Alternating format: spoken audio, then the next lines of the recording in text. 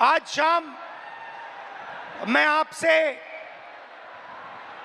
दर्द, डेटा और दौलत की बात करना चाहता हूं। आपका दर्द, आपका डेटा, मगर आपका धन नहीं, जो आपका होना चाहिए, उनका धन। इन तीन चीजों के बारे में मैं आपसे बात करना चाहता हूं। ये आप हो, आप भारत की शक्ति हो, भारत की शान हो, भारत की स्ट्रेंथ हो। और जब मैं कहता हूं आप भारत की शक्ति हो, भारत की स्ट्रेंथ हो, मैं भीड़ की बात नहीं कर रहा हूं, मैं हर हिंदुस्तान के नागरिक, हर यूथ की बात कर रहा हूं, इंडिविजुअल्स की बात कर रहा हूं। आप सब में इंटेलिजेंस है, इमेजिनेशन है, कैपेसिटी है, और अगर ये देश आगे बढ़ेगा तो आपके बल पे, आपकी स्ट्रेंथ पे इस देश का फ्यूचर बनेगा। हिंदुस्तान के पास सबसे बड़ा, दुनिया में सबसे बड़ा यूथ का पॉपुलेशन है। 40 करोड़ युवा, आप जैसे युवा, एनर्जेटिक युवा इस देश में रहते हैं। ये इस देश की स्ट्रेंथ है। चाइना की बात होती है, अमेरिका की बात होती है, रशिया की बात होती है, इंडिया के यूथ के सामने, इंडिया के यूथ पोटेंशियल के सामने ये सब लोग कुछ नहीं है। 21वीं सदी में एक और चीज हुई है। 21वीं सदी में अगर देश प्रगति करता है तो दो चीजों के बल पे करता है। यूथ पोटेंशियल जो आप में है और डेटा जो आप क्रिएट करते हो। हिंदुस्तान के पास यूथ है और सबसे ज्यादा, दुनिया में सबसे ज्यादा डेटा हिंदुस्तान में है। 1 गीगाबाइट डेटा प्रति भारतीय प्रतिदिन इस्तेमाल करता है। और प्रगति होगी, फ्यूचर होगा तो डेटा और आपके पोटेंशियल पे होगा। युवा plus data is equal to 21st century economy.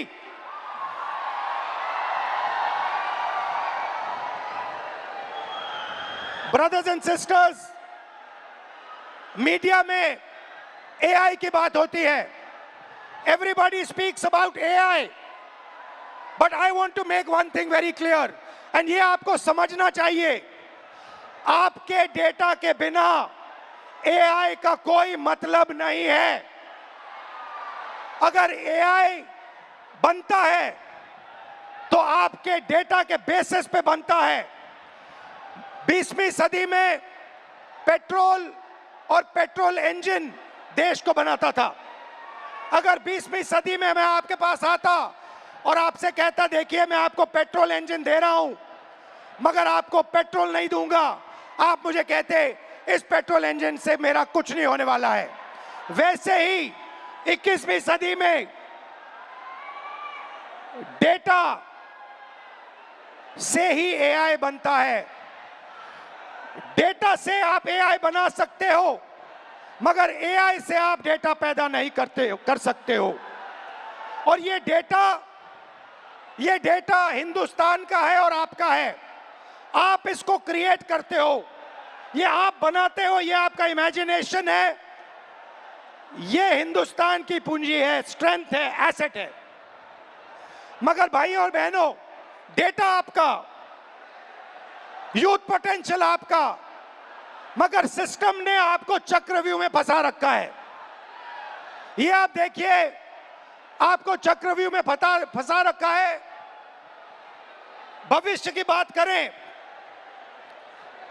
आप एजुकेशन लेते हो, लाखों करोड़ रुपए आपके परिवारों से लिया जाता है। इंजीनियरिंग, मेडिकल, पोस्ट ग्रेजुएट, जो भी आप पढ़ाई करते हो, आपके परिवारों से, आपके जेब से पैसा छीना जाता है, लाखों करोड़ रुपए लिए जाते हैं और फिर आपको एक सर्टिफिकेट दिया जाता है। आपको कहा जाता है कि हां, आपको एजुकेशन सर्टिफिकेट मिल गया, बीए मिल गया, एमए मिल गया, एमएससी मिल गया, मगर इस सर्टिफिकेट का कोई मतलब नहीं है आज हिंदुस्तान में, क्योंकि यह सर्टिफिकेट आपको रोजगार नहीं दे सकता है। चाहे आप कुछ भी करें, यह सर्टिफिकेट हिंदुस्तान में आपको रोजगार नहीं देता है। आंकड़ा मैं आपको देता हूं, 1000 युवाओं में से सिर्फ 12 युवाओं को परमानेंट नौकरी मिलती है। जहां तक डेटा की बात है, आपका डेटा छीन लिया जाता है। बड़ी बड़ी कंपनीज को, जियो को, अदानी को, फेसबुक, गूगल को आपका डेटा दिया जाता है और आपको फंसाया जाता है। आपको कहा जाता है जितनी भी आपको रील्स देखनी है, जितने आपको व्हाट्सएप मैसेजेस भेजने हैं, जितना आप इंस्टाग्राम पे देखना चाहते हो, रील्स बनाना चाहते हो, आप बनाओ। भाई और बहनों, ये 21वीं सदी का नशा है।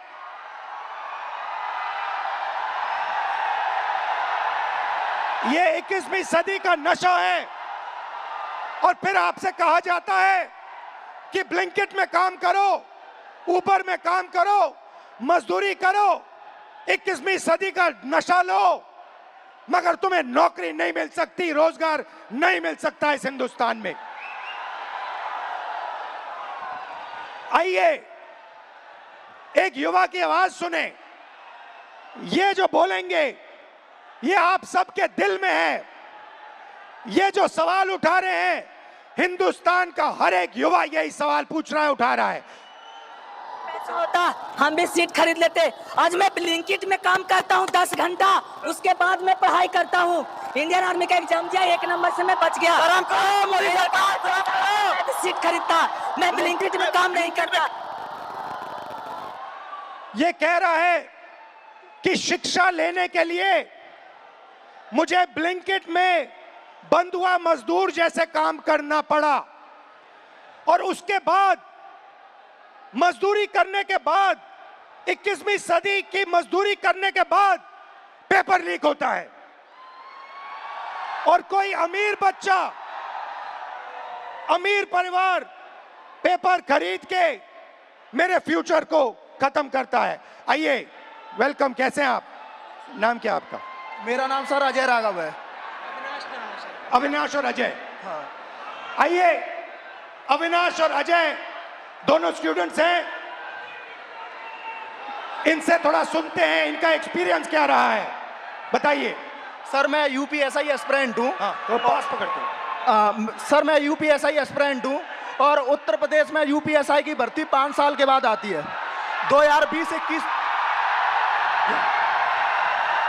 यूपीएसआई की भर्ती 2020-21 में आई थी। इससे पहले तो उसमें व्यापक स्तर पर घोटाला हुआ था।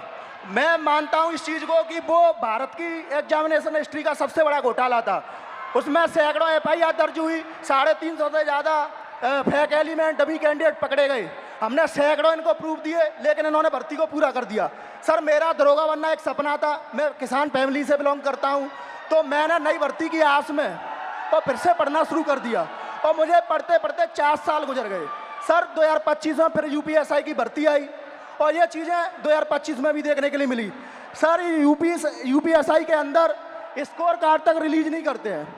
मैंने परीक्षा दी है, मुझे ये नहीं पता चल पाता है कि मेरे रॉ मार्क्स कितने हैं और मेरे नॉर्मलाइजेशन मार्क्स कितने हैं, क्योंकि अलग अलग शिफ्ट में पेपर होता है।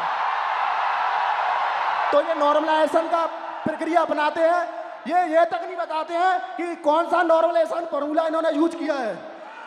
जो यूपीपी आरपीबी जो पुलिस, उत्तर प्रदेश पुलिस एवं प्रोन्नति भर्ती बोर्ड है सर, ये अकाउंटेबिलिटी इसकी फिक्स करने वाला कोई नहीं है। हमने तमाम प्रयास कर लिए, जनता दरबार चला गया, मैं इनके कैबिनेट मंत्रियों को ज्ञापन दे लिए, उल्टा इन्होंने मेरे को पकड़ के जेल में डाल दिया। मेरा गुनाह अपराध सिर्फ इतना था कि मैं इनके जनता दरबार योगी जी से मिलने चला गया। सर ये नॉर्मलाइजेशन का फॉर्मूला नहीं बताते हैं, ये खुद तय करते हैं कि किस अभ्यर्थी के मतलब मार्क्स बढ़ा करके अंदर लेना है और किस अभ्यर्थी को बाहर करना है। ये उत्तर प्रदेश पुलिस का भर्ती बोर्ड तय करता है। इनको क्या दिक्कत है? अगर ये फेयर भर्ती कराते हैं तो इनको नॉर्मलाइजेशन देना चाहिए। सर मैं एक चीज इसमें जोड़ना चाहूंगा कि जो नॉर्मलाइजेशन है ये पेपर लीक से ही बड़ा स्कैम है, क्योंकि इनकी अकाउंटेबिलिटी फिक्स करने वाला नहीं है। ये नॉर्मलाइजेशन फॉर्मूला जारी नहीं करते हैं, ये शिफ्ट वाइज नॉर्मलाइजेशन डेटा नहीं देते हैं, इनको खुली छूट मिली हुई है। मेरा नाम अविनाश है, मैं इन्हीं छात्रों में से कोई एक जरूर हूं। चूंकि मैं ये कह सकता हूं सर कि मैंने अपनी तैयारी 2018 में शिक्षक भर्ती के लिए की थी। 2018 से आज तक मैं उसी की तैयारी कर रहा हूं। क्यों? सरकार के पास जगह खाली है, फिर भी वैकेंसियां नहीं दी जा रही हैं। उसके बाद ये होता क्यों है सर? ये सरकार की मानामानी है। इसमें सरकार अगर चाहे बच्चों से कि वैकेंसियां दे, प्रॉपर तरीके से चलती रहे। हम लोग ऐसा नहीं कि क्या कहते हैं एक डिमांड कर रहे हैं। 2018 से लेकर आज तक कई सारे धरना प्रदर्शन, कई सारे ज्ञापन ये दिए हैं। उसके बाद दूसरा मुद्दा ये कि 2022 से ही मैं यूपी पेट की तैयारी यूपी SSS आयोग से करता हूं। यूपी SSS आयोग 2022 से मैं तैयारी कर रहा हूं और उसकी भर्तियां आज भी ऑन रिकॉर्ड में बात कर रहा हूं कि कम से कम 9 से 10 वैकेंसियां आज तक क्लियर नहीं हुई है। और उसमें से बहुत सारी वैकेंसियां जिसके लिए हम लोगों ने लाठी खाई, ज्ञापन दिया, लोगों से जाके मिले कि हमारी दर्द, हमारे दुख को समझा जाए, लेकिन आज तक सरकार के कान में ये बात पहुंची नहीं है। इसमें से बहुत सारे ऐसे हमारे भाई बहन हैं जो उस चीज से पीड़ा में ग्रसित हैं। और बताइए। और सर ये है कि देखिए हमारी कुछ मांगे हैं, आपसे भी है, सरकार से भी है कि ये जो जितनी वैकेंसियां हैं उसका एक प्रॉपर कैलेंडर तैयार कर दें। आप चुनाव कराते हैं, 3 महीने में रिजल्ट देते हैं, आप हमारा रिजल्ट 5 साल में नहीं दे पा रहे हैं, पहली चीज। दूसरी चीज, हमारी वैकेंसियों का यूपी SSS स्पेशली कोई स्कोर कार्ड नहीं जारी करता है मेंस का। अगर उनको कुछ भी करना होगा वो रोल नंबर दे देंगे। मतलब अकाउंटेबिलिटी और ट्रांसपेरेंसी होनी चाहिए। जी एग्जैक्टली यही चीज है। आपने लाखों रुपए लगाए होंगे पढ़ाई में। जी सर, 2018 से आज तक। हाँ जी। और आपका एक्सपेक्टेशन था कि इस पैसे से, शिक्षा से आप आगे बढ़ पाओगे। जी सर एग्जैक्टली। अब आपको क्या लग रहा है? अब क्या आपका प्लान क्या है? सर अब प्लान ये है कि हम भर्तियों का इंतजार करते हैं, क्या पता अगली पंचवर्षीय भी बीत जाए, इसकी भी कोई श्योरिटी नहीं है।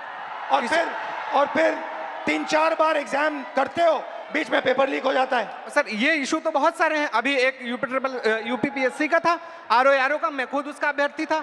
एक बार पेपर हुआ, दोबारा पेपर लीक हो गया था, फिर उसके बाद दोबारा हुआ वो पेपर। लेकिन वो जो हमारा टाइम गया वो हमें कौन देगा? बिल्कुल, जो हमारा टाइम गया, हमारा पैसा। जब आपका पेपर लीक हुआ आपको क्या फीलिंग आई? अंदर क्या लगा आपको, यार ये क्या हुआ, क्या करें क्या? मतलब ये होता है ना सर, कभी कभी एग्जैक्टली मैं बता रहा हूँ, उस 10 बाई 10 के कमरे में कभी आप बैठ के सोचिए कि अगर हमारा पेपर लीक हो गया,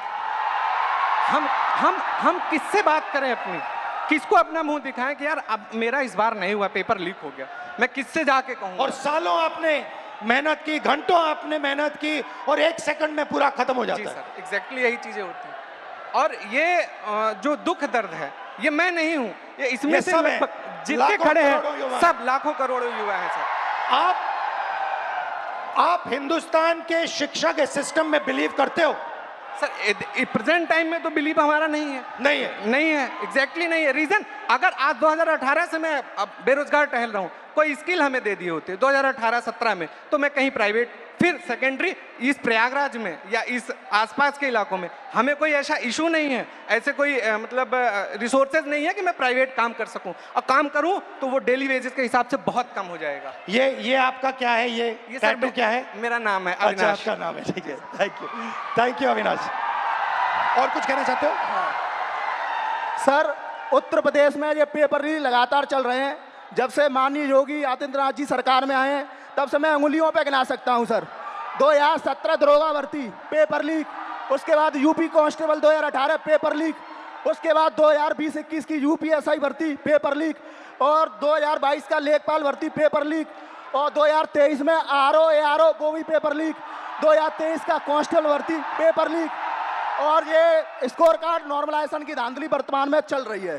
सर, मैं इन्हीं शब्दों के साथ आपका बहुत बहुत धन्यवाद करना चाहता हूं कि आप यूथ की आवाज़ उठा रहे हैं लगातार, और मैं सर आपसे आशा की उम्मीद के साथ देख रहा हूं आप इसी तरह हम यूथों की आवाज़ उठाते रहिए। हम आपके साथ पूरी तरीके से, ये जितना भी यहाँ पर स्टूडेंट दिख रहा है ये सब आपके साथ है, सिर्फ आपके लिए आया है सर।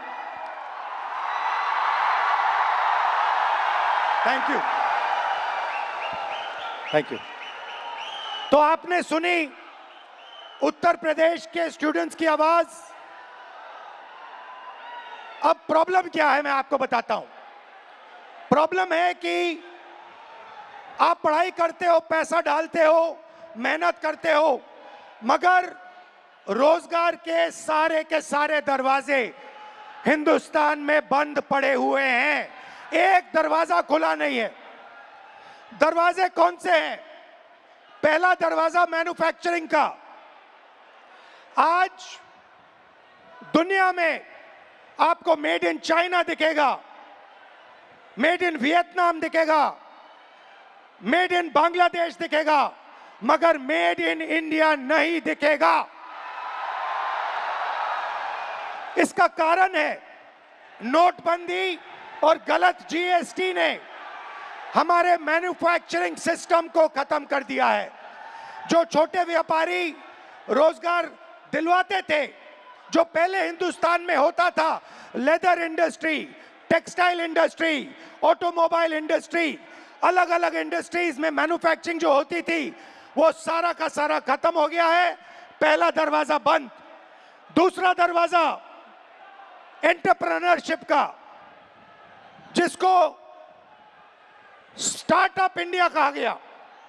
स्टार्टअप इंडिया में सबसे जरूरी चीज आप जैसे स्टूडेंट्स को बैंक लोन, छोटे बिजनेसेस को बैंक लोन, फाइनेंशियल सपोर्ट।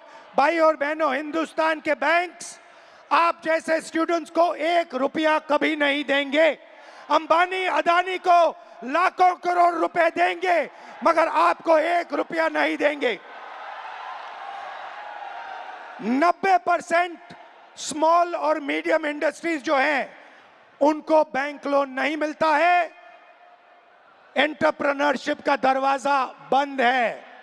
तीसरा दरवाजा, जिसको हम कहते हैं सरकारी नौकरी का, जिसमें आप पेपर लीक का सामना करते हो, उस दरवाजे में भाइयों और बहनों 150 में से एक युवा निकलता है। अगर 150 युवा एग्जाम लेते हैं, सरकारी नौकरी ढूंढते हैं, एक युवा उसमें से निकलता है। पब्लिक सेक्टर, जो पहले 10 साल पहले 14 लाख युवाओं को यह रोजगार देता था, भाइयों और बहनों, पब्लिक सेक्टर को प्राइवेटाइज कर दिया गया है।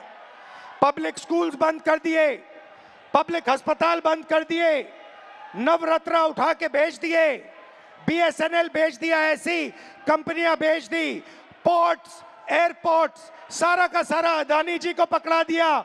इसीलिए पब्लिक सेक्टर बंद है। और आखिरी होप जो आपका था, कॉर्पोरेट जॉब्स,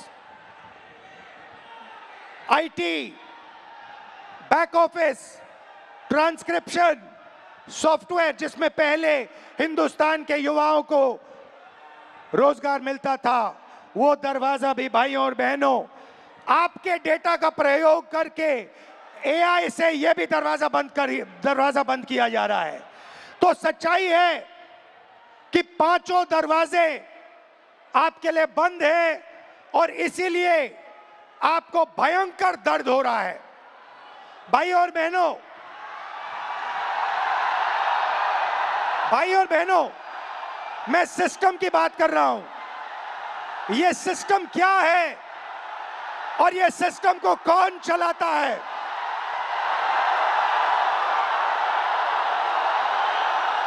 भाई और बहनों, डेटा आपका, दर्द आपका, दौलत इनकी।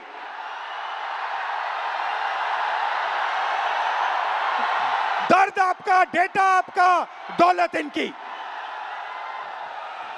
ये सिस्टम है। अंबेडकर जी ने कहा था सोशल, पॉलिटिकल, इकोनॉमिक। ये देखिए, ये है इकोनॉमिक, पैसा, अदानी।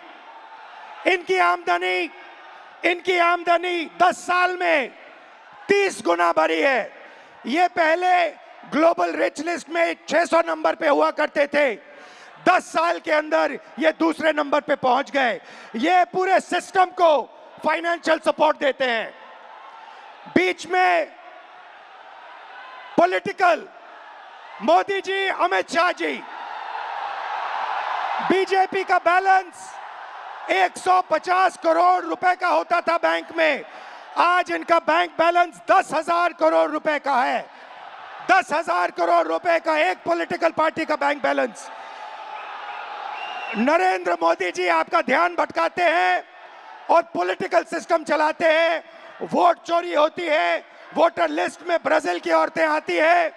और तीसरा, आपके सोच पर कंट्रोल, जो इलाहाबाद यूनिवर्सिटी में किया गया है, आरएसएस के वाइस चांसलर्स बैठा के हर संस्था में प्रचारक, ब्यूरोक्रेसी में प्रचारक, फोर्सेस में प्रचारक, मीडिया में प्रचारक, जुडिशरी में प्रचारक, पैरामिलिट्री में प्रचारक, यूनिवर्सिटी कॉलेजेस में प्रचारक। सोच को कंट्रोल करने का तरीका यह है सिस्टम। भाई और बहनों, मोहन भागवत, नरेंद्र मोदी जी, अमित शाह जी और अदानी जी, इस सिस्टम ने रोजगार खत्म किया।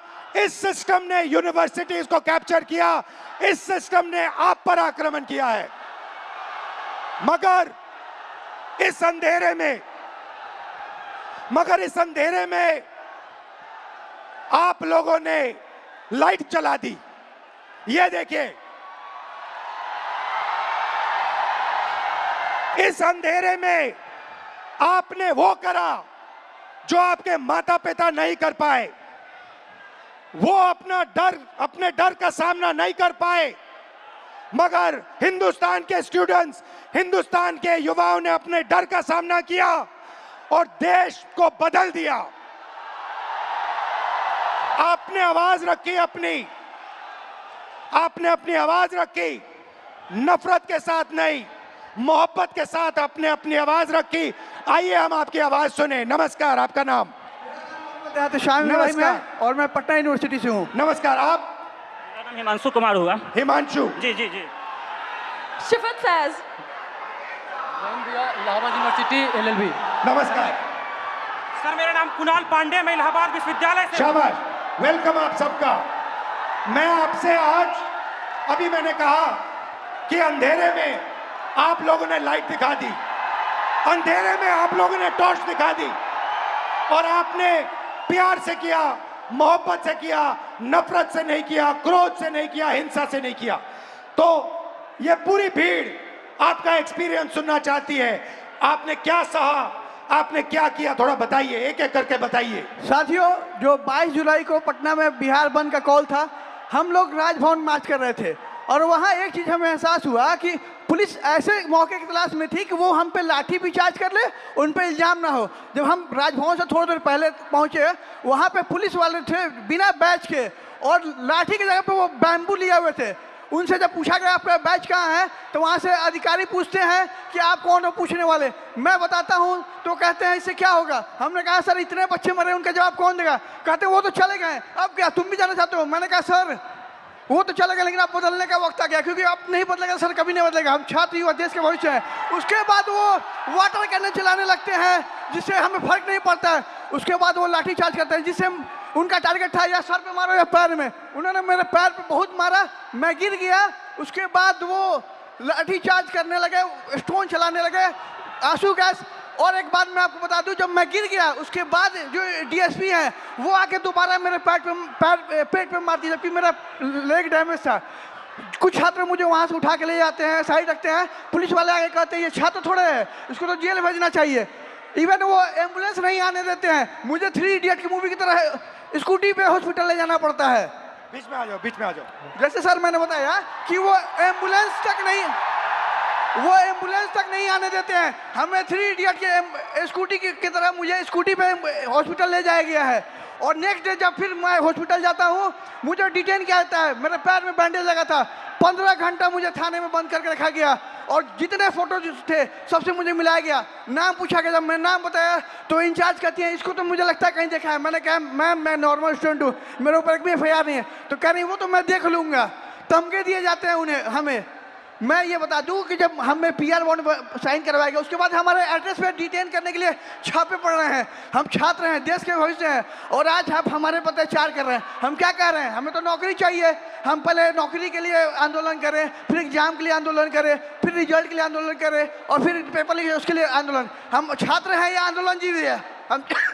हम छात्र हैं, और आप हमसे वोट लेते हैं तो सर कहते हैं, भैया भैया कहते हैं। आज हमें कहते हैं कि हम कॉकरोच हैं। सर हम देश के जेनजी हैं, और आज आपका सत्ता है, कल हम पलट भी सकते हैं। लेकिन ये गलतफहमी मत रहिएगा मोदी जी, हम बिहारी हैं, ठीक है। और मैं एक बात बता दूं, आप मुझे जितने धमके देते, मैं स्वतंत्रता सेनानी परिवार से आता हूं, और ये लड़ाई के लिए कल भी मुझे लड़ने पड़ी तो मैं देश के लिए अपनी जान न्यौछावर कर दूंगा, लेकिन छात्रों के हक के लिए हमेशा लड़ते रहूंगा। क्योंकि राम मनोहर लोहिया ने कहा है ना कि अगर सड़कें सुनी होगी तो संसद आवारा हो जाएगा। तो सर आप जब सरकार डरती है पुलिस को आगे करती है, तो हमारा जवाब है कितनी लंबी जेल तुम्हारी देख लिया देखेंगे। ठीक है, शाबाश।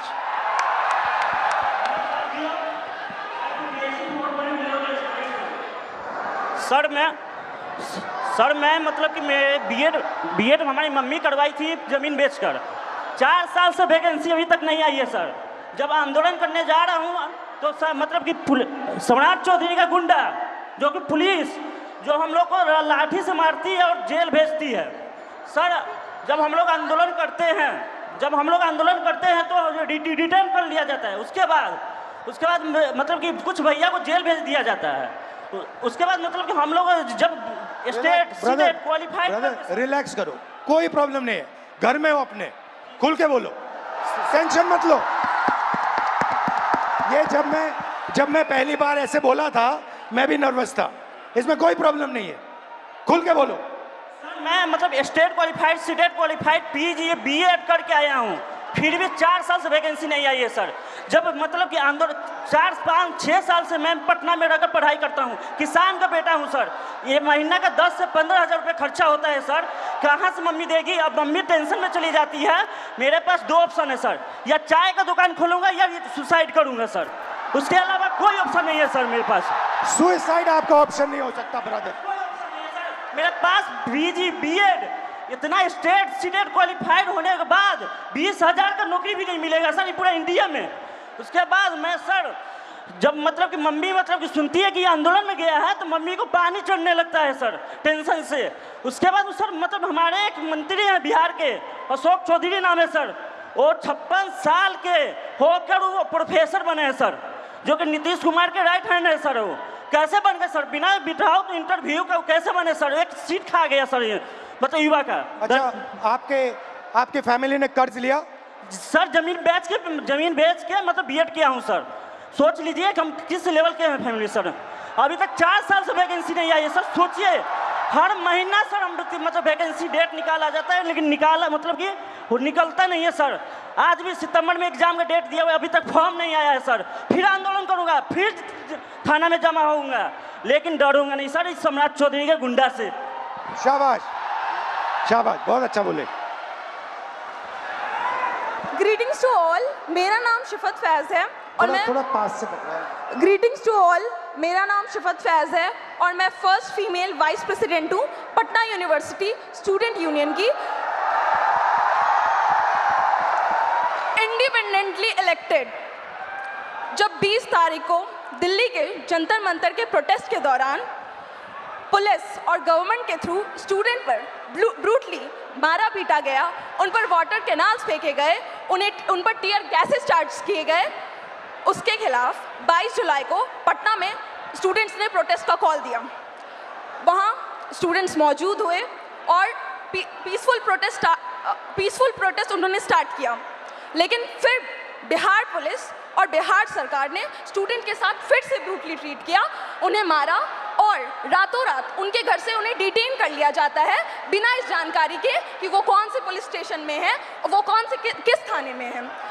इन सब हमने 23 जुलाई को पेपर लीक के खिलाफ, स्टूडेंट ब्रूटैलिटी के खिलाफ और बिना अनलॉफुल वे में डिटेन होने के खिलाफ एक प्रोटेस्ट रखा अपने यूनिवर्सिटी के कैंपस में। लेकिन हमारे प्रोटेस्ट स्टार्ट करने से पहले ही वहाँ पर पुलिस, सीआरपीएफ और एसडीएम मौजूद थे। सर, हम छात्र हैं और हमें एज अ वाइस प्रेसिडेंट मुझे यूनिवर्सिटी के गेट से घुसने नहीं दिया जा रहा था। फिर भी क्योंकि मेरा वो प्रोटेस्ट था, हम लीड करने के लिए जैसे तैसे घुसे। हमारे कुछ फेलोज जो प्रोटेस्ट ज्वाइन करने आ ही रहे थे, उन्हें पुलिस गेट से ही भगा देती है और कुछ फेलोज को लाठी चार्ज कर डिटेन कर लेती है बिना किसी मेडिकल ट्रीटमेंट के। उनका सर 10 से 12 घंटा फूटा रहता है पुलिस स्टेशन पे।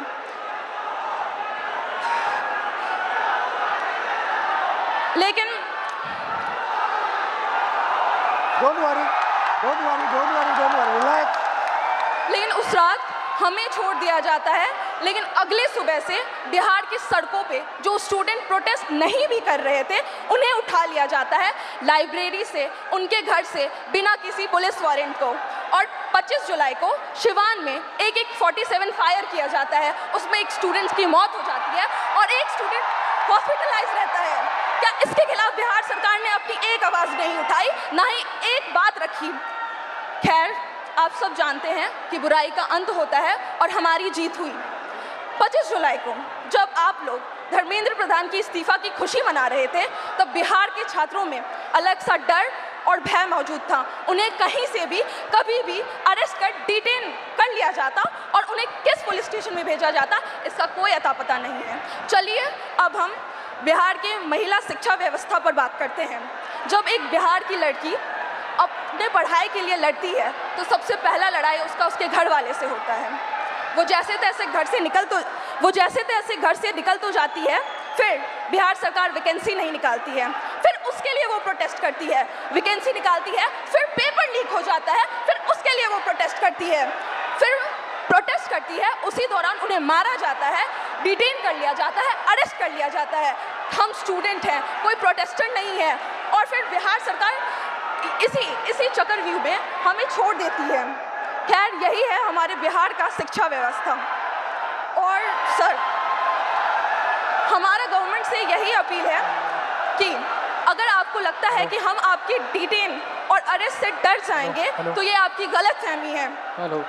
और सर, कल को अगर आप गवर्नमेंट रूलिंग पार्टी बने तो हमें ये एक्सपेक्ट है कि जैसे आप आज स्टूडेंट्स के खिलाफ, स्टूडेंट के साथ खड़े हैं, वैसे कल भी खड़े रहे। बिल्कुल बिल्कुल सर, आपसे यही उम्मीद है। थैंक यू, शाबाश। सर, सबसे पहले इलाहाबाद विश्वविद्यालय और पूर्वांचल के हमारे हजारों छात्रों की तरफ से आपको धन्यवाद सर। और सर, मैं सर इलाहाबाद विश्वविद्यालय लॉ फैकल्टी का छात्र हूँ सर, और हमारे यहाँ समस्याओं का अंबार लगा पड़ा है सर। हमारे लॉ फैकल्टी में सर जो लाइब्रेरी है उसमें सर पूरी पानी आती है, मतलब बाढ़ आता है सर। और जब लाइब्रेरी बंद कर दी जाती है, जब हम लोग पूछते हैं कि सर लाइब्रेरी बंद क्यों, तो कहते हैं उसमें करंट का पानी दौड़ता है, बेटा आप बाहर रहो। मतलब सर हमारा बुक जो आता है सर वो हज़ारों की आती है, हम लोग सर पूरी बरसात सीजन में सर हम लोग उस बुक को एक्सेस नहीं कर सकते हैं सर। और हमारे साथी जो सर प्रोटेस्ट पे बैठे हुए पिछले 1 महीने से सर, तो उन्होंने जब उनकी सर बहुत बेसिक मांगे है सर, जो एक ह्यूमन के लिए सर जो चाहिए सर, उनको सर प्रॉपर सैनिटेशन के लिए सर जो प्रॉपर वॉशरूम साफ पानी चाहिए छात्र संघ के लिए, और उन्होंने 400% सर फीस वृद्धि किया है सर। यहाँ हमारे पूर्वांचल के हजारों साथी हैं सर, उनसे पूछिए, उनके बिल्कुल सर 400% सर इका बैग, उनसे पूछिए सर। हमारे घर के सर जो मैक्सिमम इनकम होती है सर 70% से ज़्यादा लोगों के पास वो 8,000 रुपये है सर। और हमारे जो हॉस्टल की फैसिलिटीज़ और फीस है सर वो 30-30 हज़ार रुपये कर दी गई है, पूरे देश भर में सबसे महंगी सर, सबसे महंगी। इवन उनको जो हमारे जो संघ के आका ऊपर के बैठे हुए सर, उनका कार्यक्रम विश्वविद्यालय में होगा, लेकिन हम बच्चे अगर जा करके कहें कि मैम, या फिर हमारे जो DSW सर है उनसे कहें कि हमारा डिबेटिंग सोसाइटी है, कुछ कल्चर है, आप एक प्रोग्राम करवा दो, तो हमको सर 15-20 ज्ञापन देने पड़ते हैं। उसके बाद भी हमें मिलते हैं सिर्फ ताने कि तुम लोग मतलब कुछ नहीं करो। पानी के लिए सर जो हम लोग DSW कार्यालय गए, उनसे कहें कि सर वाटर कूलर में कीड़े आते हैं, तो वो कह रहे हैं कि विश्वविद्यालय पानी पीने की जगह नहीं है, आप घर से पानी लेकर के आओ, यहाँ पे पानी नहीं पिया जाता है, आपको जो भी करना है बाहर करो।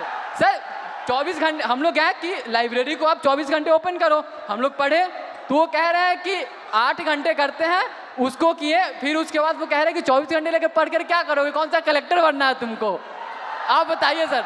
अब हमारे इलाहाबाद से सर, इलाहाबाद विश्वविद्यालय से सर इतने सारे प्रधानमंत्री निकले, इतने मुख्यमंत्री निकले, और वहीं पे छात्र संघ को सिर्फ इसीलिए बंद कर दिया गया है क्योंकि गरीब घर के लड़के कभी भी राजनीति में ना आ पाए और बड़े घर के लड़के आकर के जो है सो उसको सत्ता संभाले।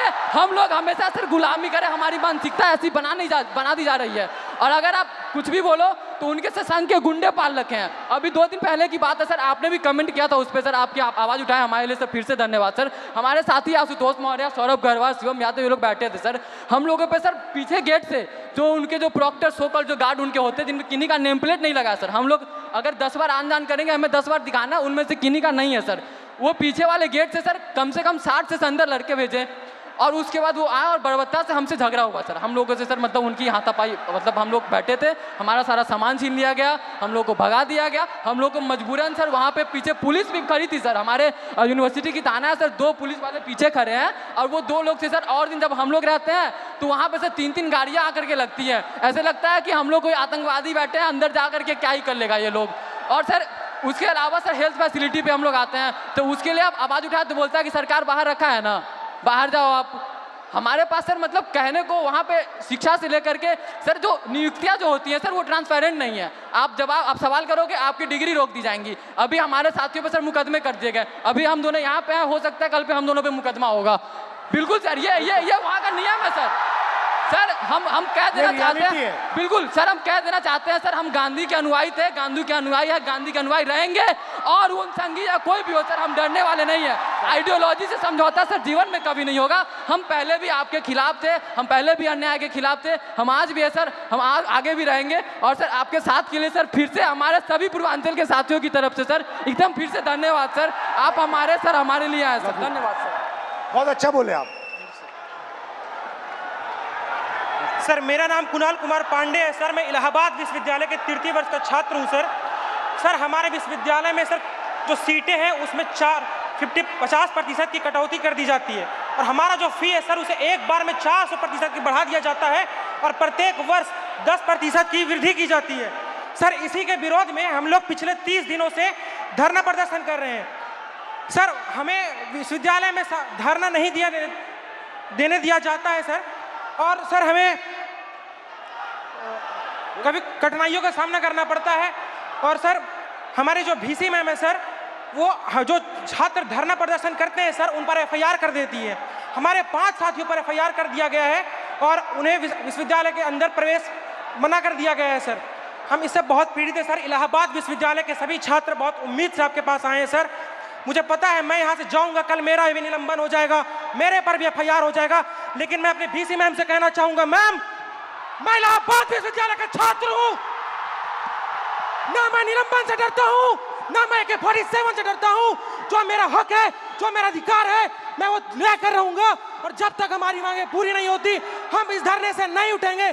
शाबाश, धन्यवाद sir. Very good, thank you, thank you. हम लोगों पे सर बातें मत करवाएं सर, कुछ कीजिए सर, हम लोग को मारा जाता है सर। अब मुझे बुला लो, मैं आ जाऊँगा। हाँ अलंकार है, मुझे बुला लो, मैं आ जाऊँगा, ठीक है, घबराओ मत। Very good.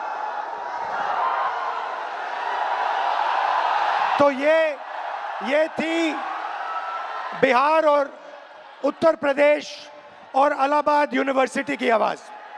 अब मैंने आपसे कहा कि आपने अंधेरे में टॉर्च जला दी, आपने हिंदुस्तान के स्टूडेंट्स को जगा दिया। आप सब अब बात समझ गए हो।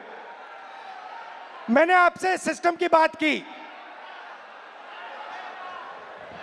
हम नफरत से और हिंसा से कभी काम नहीं करेंगे। हिंदुस्तान का कल्चर सत्य और अहिंसा का है, नफरत का नहीं है। और एक भी स्टूडेंट के दिल में नफरत नहीं होनी चाहिए, सिर्फ मोहब्बत होनी चाहिए। मैंने आपको पिछली स्लाइड में मोदी जी की फोटो दिखाई, अमित शाह जी की फोटो दिखाई, अदानी जी की दिखाई, मोहन भगवत की दिखाई, मगर नफरत नहीं करनी है, सिस्टम बदलना है। प्यार से, मोहब्बत से, नफरत से नहीं। सिस्टम को खत्म, टाटा बाय बाय करना है। आप सबका दिल से बहुत बहुत धन्यवाद, इस रिस्पांस के लिए धन्यवाद। और जो आप प्रोटेस्ट कर रहे हैं, जो आप अपने हक की लड़ाई लड़ रहे हैं, उसको आप करिए, मैं आपके साथ उसमें खड़ा हूं, खड़ा रहूंगा। और है जैसे सर ने कहा, खत्म टाटा बाय बाय, खत्म टाटा बाय बाय। और बदलाव तो आ रहा है सर, और आएगा भी। आज क्या है, हम सब यहाँ एकत्रित हुए, एक जेंजी मोमेंट हम आपके साथ क्रिएट कर लें, बताइए, है ना? क्या है, जेंजी में सेल्फीज बड़ी कॉमन है। तो चलिए, फोन है, ये हमारा फोन तैयार है सर, हम सब तैयार है सर के साथ सेल्फी के लिए।